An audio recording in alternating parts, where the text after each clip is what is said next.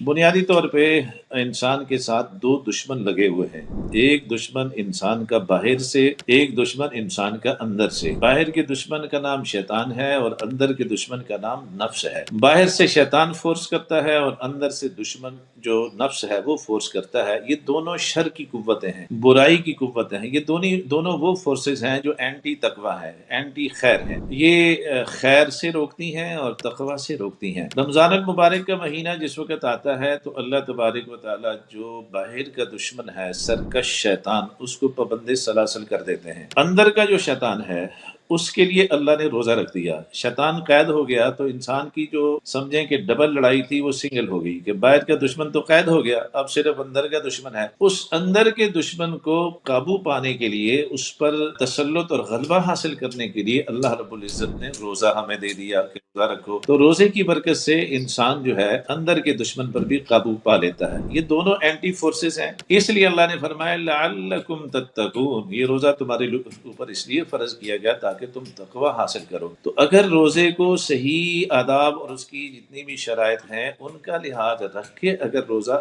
رکھا جائے تو ایک مہینے کا جو روزہ جو پورے آداب اور پوری شرائط کے ساتھ ہو، اور ان سارے آداب کو اور ساری شرائط کو اگر میں ایک لفظ میں بند کروں تو اس کو تقوی کہا جاتا ہے۔ یعنی اگر کوئی آدمی رمضان کا مہینہ تقوی کے ساتھ گزار دیتا ہے تو اس ایک مہینے کے تقوی کی برکت سے اللہ سال کے 11 مہینوں کا تقوی عطا فرما دیتے ہیں۔ اس لیے اللہ تبارک و تعالیٰ نے خصوصیت کے ساتھ اس کا ذکر فرمایا کہ لعلکم تتقون، تاکہ تم متقی بن جاؤ۔